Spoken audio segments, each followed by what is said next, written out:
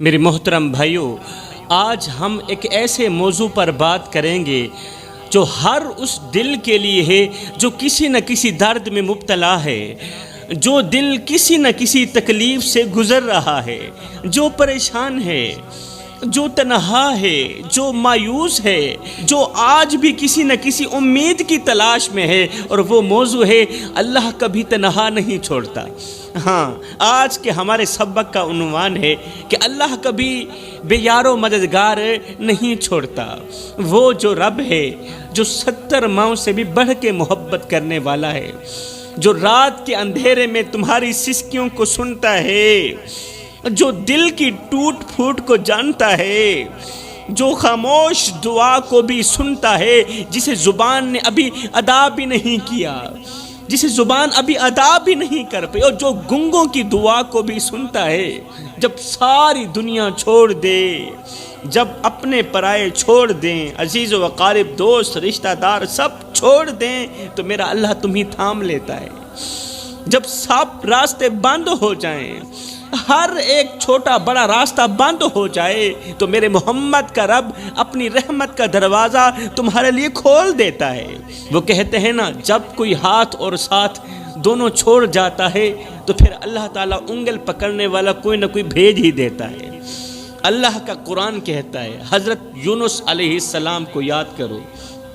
حضرت یونس علیہ السلام مچھلی کے پیٹ میں تھے، اندھیرا ہی اندھیرا تھا، پیٹ کے اندر تاریکی ہی تاریکی، نہ زمین نہ آسمان، نہ آواز نہ روشنی، تاریکی ہی تاریکی ہے، اندھیرا ہی اندھیرا ہے۔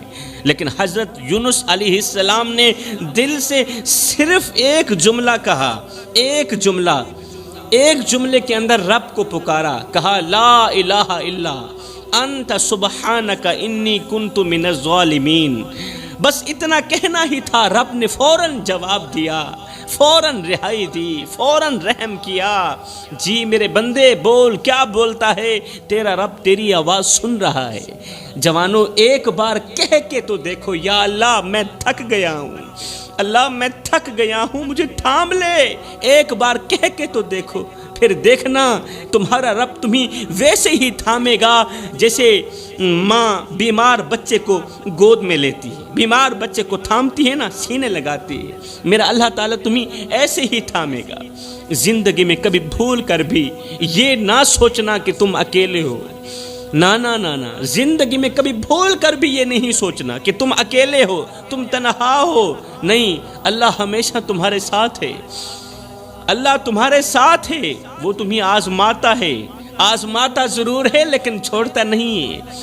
وہ صبر کا بدلہ ضرور دیتا ہے، وہ خاموشی پر انعام ضرور دیتا ہے، وہ نیتوں کو جانتا ہے، اور ہاں، وہ آنکھوں کے آنسو بھی گنتا ہے کہ اللہ کی یاد میں تمہاری آنکھوں سے کتنے قطرے نکلے، وہ ان آنسوؤں کو بھی گنتا ہے میرا اللہ۔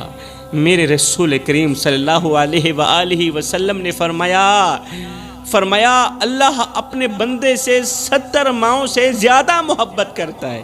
تو پھر آئیں، کیوں نہ اللہ سے لو لگائیں، کیوں نہ اس سے دل لگائیں، کیوں نہ ہر غم، ہر درد، ہر فکر اللہ کے حوالے کر دیں، اور ساتھ ہی کہیں یا اللہ مجھے تیرے سوا کسی اور کا سہارا نہیں چاہیے۔ یاد رکھو جوانوں، دنیا کی کوئی بھی طاقت تمہیں سکون نہیں دے سکتی جب تک تم اپنے رب سے دل نہیں لگاتے۔ ہاں، دنیا کی کوئی بھی طاقت، دنیا کا پیسہ، دنیا کی جائیداد، زمینیں، پراپرٹیاں، دنیا کی ہر ایک نعمت تمہیں سکون نہیں دے سکتی جب تک تم اپنے رب سے دل نہیں لگاتے۔ آج ہر گھر پریشانی میں ڈوبا ہوا ہے، ہر دل بکھرا ہوا ہے، ہر چہرے کے پیچھے ایک ٹوٹا ہوا انسان چھپا ہوا ہے، ہر مرد، ہر عورت کسی نہ کسی پریشانی کی دلدل میں پھنسے ہوئے ہیں، اور اس کی وجہ صرف ایک ہے کہ ہم نے اللہ کو چھوڑ دیا ہے۔ ایک ہی وجہ ہے کہ ہم نے اللہ کو چھوڑ دیا، ہم نے اس کے رسول کو چھوڑ دیا، ہم نے نماز چھوڑ دی، ہم نے قرآن چھوڑ دیا، اور دنیا کے پیچھے بھاگ نکلے۔ ہم نے دین کو طاق پر رکھ دیا، اور فیشن، شہرت کو زندگی کا مقصد بنا لیا۔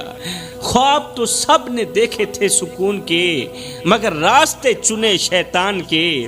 آج کا نوجوان مسجد سے جتنا دور ہے اتنا ہی موبائل کے قریب ہے، اتنا ہی انٹرنیٹ کی گندی ویڈیوز کے قریب ہے۔ ماں باپ کی دعائیں پس پشت چلی گئیں اور مشہور ہونے کی دوڑ میں ہم آگے بڑھ گئے۔ یہ وہ نسل ہے جو سیلفی میں خوشی ڈھونڈتی ہے اور حقیقت میں رات کو تنہائی میں روتی ہے۔ میرے بھائی، زندگی میں جب پریشانیاں آئیں، مصیبتیں آئیں تو تکیے پہ رونے سے بہتر ہے سجدوں پر رو لیے کریں۔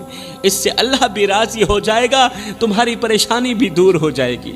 ہم نے دین چھوڑا تو سکون بھی چلا گیا، ہم نے قرآن چھوڑا تو دل بھی خالی ہو گیا۔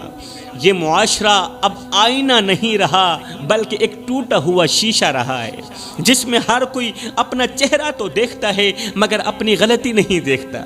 بڑے ہی افسوس کے ساتھ کہنا پڑ رہا ہے کہ آج کل عورت کی زبان نے پورے گھر کو پریشانی کی دلدل میں پھنسا رکھا ہے، پورے گھر کو غربت کی دلدل میں پھنسا رکھا ہے۔ عورت کی لمبی زبان نے گھر کے سکون کو برباد کر دیا۔ آج عورت ہی کی زبان کی وجہ سے اس کا شوہر بہت زیادہ پریشان ہے۔ آج عورت کی لمبی زبان کی وجہ سے، ہر وقت بولنے کی وجہ سے، ہر وقت چلانے کی وجہ سے، ہر وقت غصے کی وجہ سے عورت کے بچے پریشان، اس کا شوہر پریشان، اس کا باپ پریشان، اس کی ماں پریشان۔ آج کی عورت زبان میں شیر ہے، زبان میں شیر ہے مگر کردار میں کمزور ہے۔ وہ باتیں تو بڑی بڑی کرتی ہے مگر ظرف کے امتحان میں ہر بار ہار جاتی ہے۔ عورت جب حیا چھوڑ دے تو سارا گھر بے نور ہو جاتا ہے، بے برکت ہو جاتا ہے۔ شوہر کی خاموشی کو کمزور سمجھنے والی عورت دراصل اپنے نصیب کا جنازہ خود اٹھا رہی ہوتی ہے۔ بیوی وہ نہیں جو ہر بات پر جیت جائے، ارے بیوی تو وہ ہے جو ایک بار خاموش ہو جائے پھر ساری زندگی جیت اس کا مقدر بن جائے۔ آج کی لڑکی ساس کے قدموں کو زمین نہیں بلکہ دشمنی کا میدان سمجھتی ہے۔ جو بیوی گھر کو میدان جنگ بنا دے وہ ماں بن کر بھی صرف زخم ہی دیتی ہے، سکون نہیں دیتی۔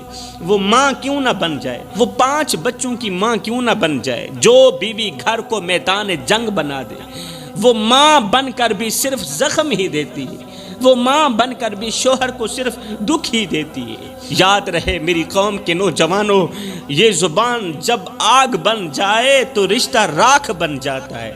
شوہر کماتا ہے، تھکتا ہے، برداشت کرتا ہے اور بیوی شکایتوں کا پنڈورا کھول دیتی ہے۔ جس عورت کو شکایتیں زیادہ اور شکر کم آتا ہو اس کے گھر میں کبھی برکت نہیں آتی، رحمت کے فرشتے اس سے روٹھ جاتے ہیں۔ عورت اگر حوصلہ بن جائے تو کمزور شوہر بھی پہاڑ بن جاتا ہے، اور اگر عورت کی زبان لمبی ہو جائے تو طاقتور مرد بھی ٹوٹ جاتا ہے۔ کیوں عورت کی زبان نے طاقتور مرد کو بے مرد بنا